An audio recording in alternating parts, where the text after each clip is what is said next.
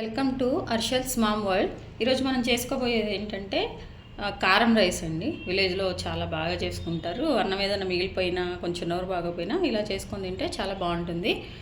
అది ఎలానో నేను చేసి చూపెడతాను. చాలా చిటికలు అయిపోతుంది. అదే వండుకున్న అన్నం అండి, 1 కప్పు. ఒక పెద్ద ఆనియన్ ఇట్లా కట్ చేసుకోవాలండి. అలాగే 2 పచ్చిమిర్చి ఇలా కట్ చేసుకోవాలి. పసుపు 1/2 టేబుల్ స్పూను, కారము 1 టేబుల్ స్పూను. తినగలిగిన వాళ్ళు ఉంటే ఇంకొక 1/2 వేసుకున్నా బాగుంటుంది దీనికి. కరివేపాకు మనము అదే తాలింపులో వేసుకునే అంత. సాల్ట్ మన రుచికి సరిపడినంత. ఈ రైస్కి మొదటిగా మనము కారం వేసుకొని కలుపుకోవాలండి. కారము, మనం తీసుకున్న పసుపు,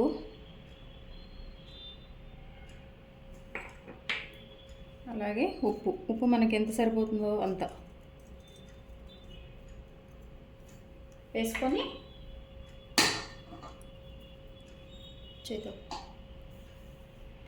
వేసుకొని మంచిగా కలుపుకోవాలి. అట్లానే ఇందులో కొంచెం 1 టేబుల్ స్పూను ఆయిల్ వేసుకోవాలి.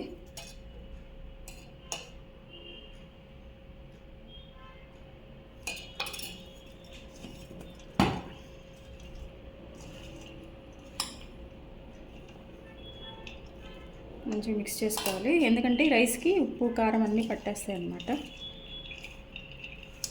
చాలా ఈజీ అండి. ఇంట్లో కొంచెం రైస్ ఉన్నా మనం ఇలా చేసేసుకోవచ్చు. బాగా కారం తినే వాళ్ళు కారం వేసుకొని మంచిగా కలుపుకోవాలి. ఇవన్నీ మంచిగా స్ప్రెడ్ అయ్యి పట్టే విధంగా. ఇప్పుడు ఒకసారి మనము చెక్ చేసుకోవచ్చండి. ఉప్పు కారము సరిపోయిందా లేదా చెక్ చేసుకొని, ఏమైనా తక్కువైతే మళ్ళీ మీకు కావాల్సిన క్వాంటిటీలో మీరు మళ్ళీ యాడ్ చేసుకొని మళ్ళీ మిక్స్ చేసుకోవచ్చు.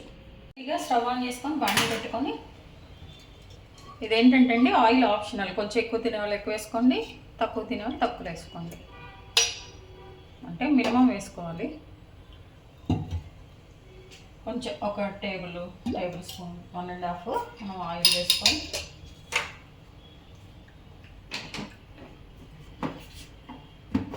ఆయిల్ ఫ్రై అయిన తర్వాత మనము మన ఇంట్లో ఉండే తాలింపు గింజలు వేసుకోవాలి.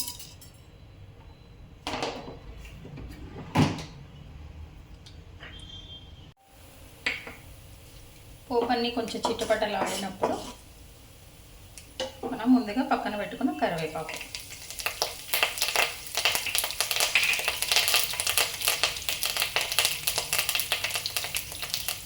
అలాగే ముందుగా మనం కట్ చేసి పక్కన పెట్టుకున్న ఆనియన్స్,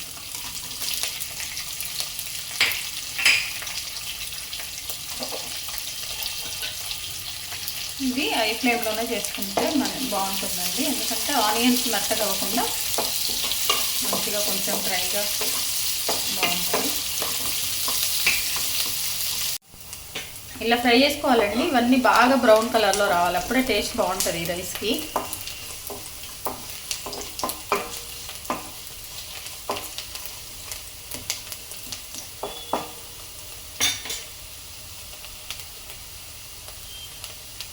ఇప్పుడు ముందుగా కట్ చేసుకొని పెట్టుకున్న పచ్చిమిర్చి వేసుకుంటున్నాం కాబట్టి కారం చూసి వేసుకోండి. ఒకవేళ కారం ఎక్కువ తినగలిగిన వాళ్ళు చిల్లీ పౌడర్ ఎక్కువ యూజ్ చేసుకోండి. చూసారా, అట్లా బాగా బ్రౌన్ కలర్ రావాలండి, అప్పుడే టేస్ట్ ఉంటుంది రైస్. అందుకే ఇంత టేస్ట్తో వేసేస్తుంది.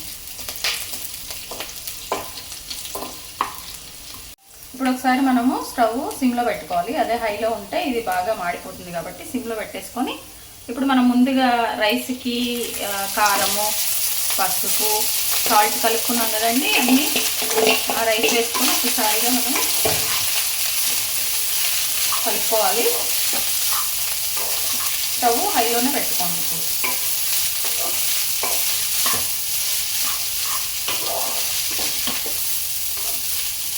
చూసారా ఎంత కలర్ఫుల్గా మంచిగా ఉంటుందో మన కారం రైస్ రెడీ.